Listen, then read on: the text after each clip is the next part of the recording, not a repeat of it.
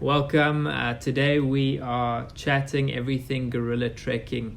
I'm joined today by Jaco Nagel. He is one of our top Africa safari experts and has extensive experience in all things African travel. He has been in the safari travel industry for more than a decade and knows very much about all the different regions of Africa, southern, central, eastern Africa.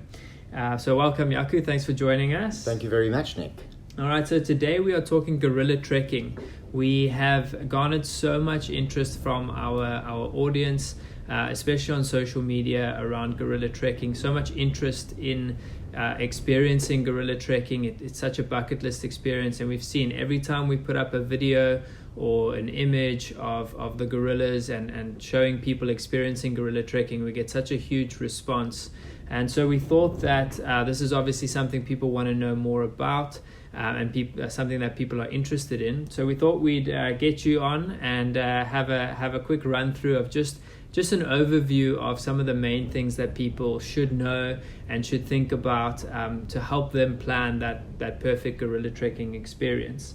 The first thing that people are always asking and are super interested in is where the best place is to trek gorillas in Africa. Nick, as we all know, the mountain gorilla is an endangered species. So worldwide, we're looking at about a population of 880. More than half of that 880 can be found in the Bwindi impenetrable forest in Uganda. Okay. The other two locations that's very popular for gorilla trekking would then be the Parc de Volcan or Volcanoes National Park in Rwanda, and then Virunga in the Democratic Republic of Congo. Okay, so we're looking at kind of that central to eastern Africa region. Okay, right. Great. And so, I mean, obviously people, our clients are very busy people. It's often difficult to get leave and to decide when to travel is often one of the biggest decisions, especially when you're doing kind of long distance trips from the US or the UK across to Africa.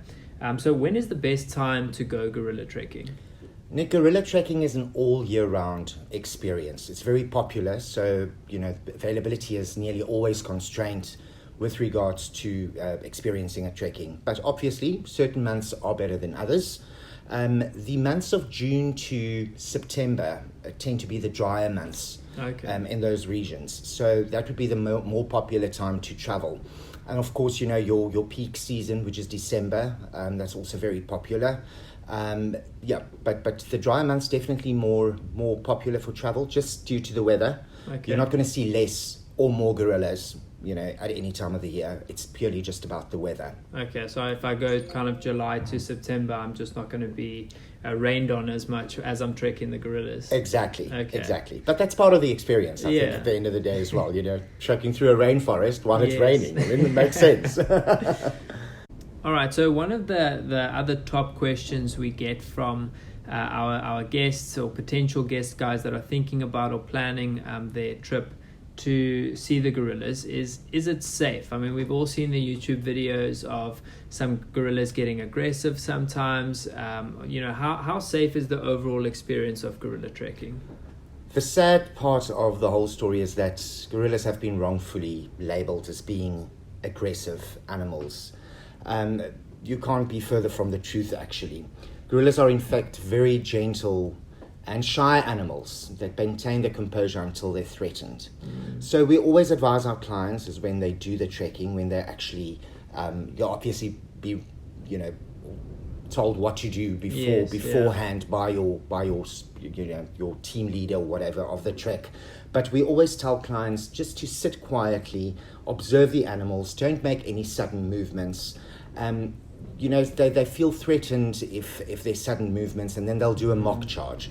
Other than that, these animals are also sort of used to humans being around them, so it's really not a problem, and I can ensure all of our guests or all of our travelers that that would be the last thing to worry about. If you follow instructions, you're perfectly safe. Yeah, and I guess that's the benefit of traveling with a reputable company a good travel agent that knows that all of the procedures are being followed, that you're going to be well looked after, and that you're going to be with very highly trained guides as well. Of course, yes. And when you book through Safari.com, we only make use of the base ground handlers in all of those countries. So you're in safe hands, in good hands, and your experience will be nothing but magical. Okay, great. So I know that you mentioned actually previously that the supply of the permits, so that's a very, very difficult to find availability, both at the lodges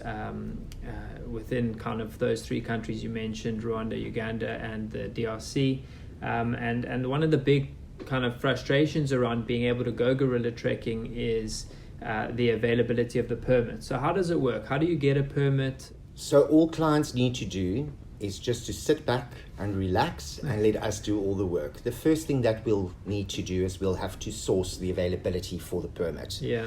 We'll never pre-book or book accommodation or flights if we don't know 100% that we're 100% sure that a permit will be available for the client. So these permits they don't come cheap, they're quite costly, but obviously it's also a once in a lifetime experience. So what we'll do is we'll first secure a permit, whereafter we then say, okay, perfect, a permit is available, we'll now proceed with booking the accommodation, flights, etc. Our gorilla trekking packages include absolutely everything: the accommodation, logistics, how to get from the airport through to the national park, the permits, absolutely everything. So all our clients need to do is just to give us the go-ahead at the end of the day. Okay. That's as easy as that. Okay, great. And I guess planning well in advance would give them the best opportunity to get the permits and the availability. Of course, yes. Availability, as I said earlier on, can be constrained all year round. So this is one of the trips that's sort of logistically a little bit more challenged, a little bit more difficult to plan. So we always advise our clients to let us know give us notice as far ahead as possible. Yeah. I know that sometimes there's something like a last minute trip. We can always work around that, but definitely it's something that needs to be planned thoroughly. Okay, now I know where I need to go, I know when to go, I know it's safe, and I have my permits. What do I need to pack to go on a gorilla trekking experience? The first thing I'm thinking of is a proper pair of boots. Yeah. I don't think you should go cheap here. Get yourself a proper pair of hiking boots. Also something that supports the ankle. You don't want to break an ankle in the rainforest on your way, Definitely trekking gorillas. So also light waterproof jacket or a poncho. You are trekking through a rainforest. There will be, sudden, spells of rain coming down. So it's, good to keep dry. Gloves and a hat. Sometimes you'll need to, break a branch or two to get, to where you have to be. So a pair of gloves is always a good idea. A wide-rimmed hat for the sun. Snacks. You want to keep your energy levels high. All of our suppliers will supply our clients with some lovely snacks to take, on the trek with them. So that's not something that our clients need to worry about. Also bottled water, very important. Once again, clients do not have to worry about that. We will make sure that all of that is supplied. And then, of course, your camera and your binoculars. Yes. You don't want to miss that opportunity, of taking a picture of a gorilla in its natural habitat. I think that's absolutely amazing. Then, very importantly, vaccination certificates. It's important to have yellow fever immunization if you travel to Uganda or to the Congo. You don't need it for Rwanda, but if you've traveled through any of those other two countries, yellow fever vaccination certificate will be needed. Other than that, yes, I think just your sense of adventure. That's the most important things, I would say, if I can just think on top of my head. Yeah, definitely. Thank you very much, Jaco. That gives us a really good overview. And if you're listening and you have any more questions or things that you want to chat through, feel free to leave a comment below.